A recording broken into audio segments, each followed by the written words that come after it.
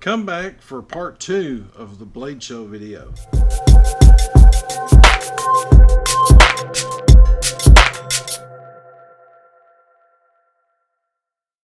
Alright, what's going on everybody? Welcome back to part 2 of the Blade Show video. And yep, it's right here on the workbench. And I'll tell you why. It got so crowded and so overwhelming in there that well, it was getting hard to do any kind of video of anything. With that said, me and Chase had a good time. We looked around, saw some really cool stuff, saw some really cool people. Now, people I didn't get on film or pictures with, saw Dave Canterbury. He had his booth there. Wandering around, I saw James Yeager, which I thought was really interesting. Let's see, saw Such from the Such channel walking around. We saw, I'm trying to think. Of course, a lot of your major knife designers were there. Then we ran into, or we were trying to figure out what all the gathering was at a booth, and we saw the guy over there, and I was sitting there going, who in the heck is that? And Chase is like, I don't know, but I've seen him on TV or something.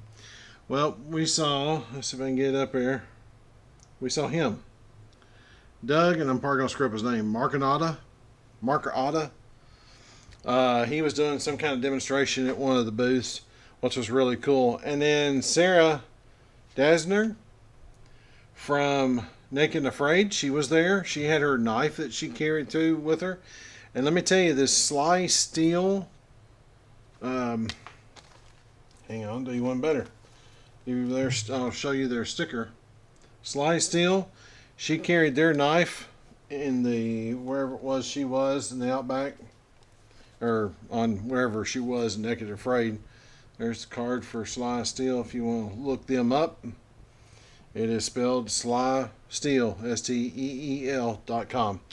Go check them out. They had a booth there. Really nice looking knives, and I'm going to tell you something. That knife she carried was beat to heck and back and still had a pretty good edge on it. Up here around the edge, she said she loaned it to somebody while they were there, one of the crew, and they put a chunk in it. So she said she just left it the way it is and wasn't going to do anything different. And I was like, I understand. Hogue had a big booth there. They were giving away these mats, of course, stickers. Another company I ran into, and honestly, Mid-10's probably going to buy a knife from him here pretty soon down the road.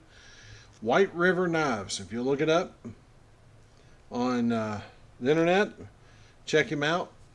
Really nice knives, guys. I'm going to tell you something. He's got a knife that sells for about 180 bucks that is really sweet knife. It'd be just right for bushcrafting. I don't think it's long enough for doing much batoning, but I think you could do some small stuff with it.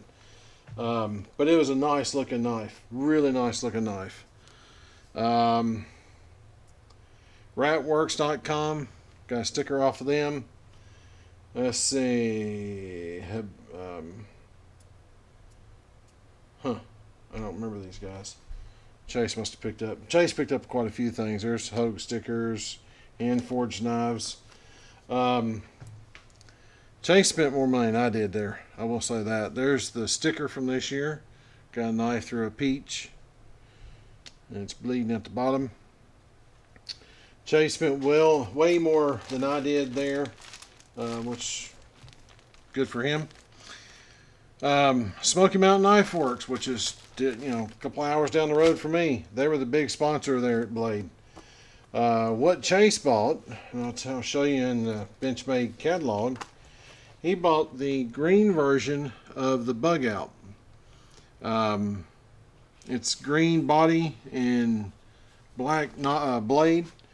I think he spent 129 bucks on it. I think the retail on it's 140 something. So they had some good deals there. And see, I didn't go into this knowing that you could buy stuff at this thing. As I was kind of leaning towards like NRA show where you're just there to look. So if I'd gone knowing what I know now, I would have approached it a little different, if that makes any sense. But we didn't get to look at Benchmade stuff. The popular one this year, I don't even have it in their book, I don't think.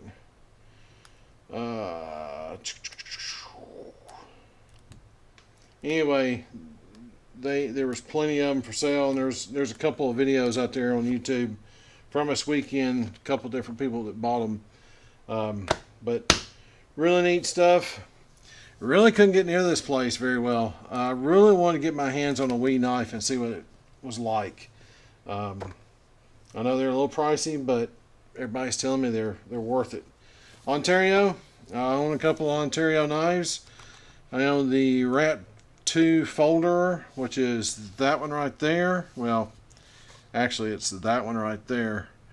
I own that knife, and I love that knife. It's a good knife. I've never had any problems out of it. It's always kept its edge, a little stropping, and it's good to go. I will tell you, and everybody, if anybody watches this that was at Blade this weekend, the one booth I wanted to get to, and it took me till later in the afternoon to get to it because that's how popular the booth was, is Spyderco. You wouldn't believe the crowd that was around Spyderco the whole time. I mean, it was crazy how many people were around the Spyderco booth.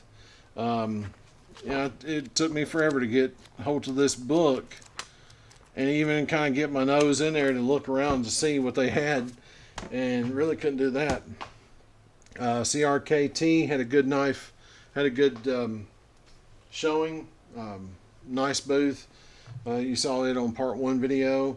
I did video the new knives for Benchmade for this year. That was in the first video. And then, honestly, we were so tired, we left there kind of early. When I say kind of early, we both had gotten up at like 4:30 in the morning just to leave here to get down there at a decent time. And by the time we got through, and Chase had worked like 60-something hours last week, so he was just dead tired of the world. Then anyway, we had a great time. We will do it different when we go back.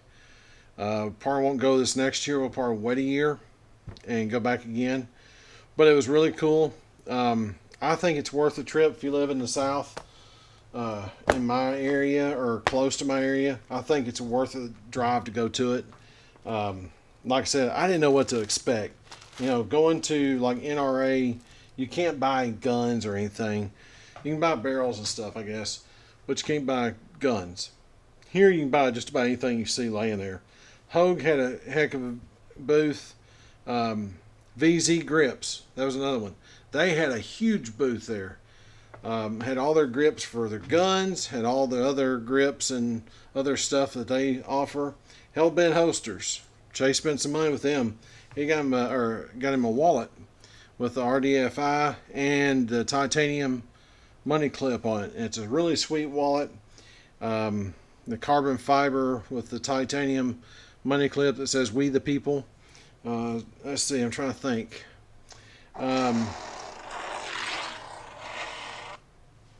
So anyway, that was Chase there. He's getting ready to go out of town and be out of the town the rest of the week. So anyway, that is pretty much my haul from Blade Show. It was a lot of fun. I will go back. Like I said, it won't be this year, this next year. It'll probably be another year. I'll probably give it a year.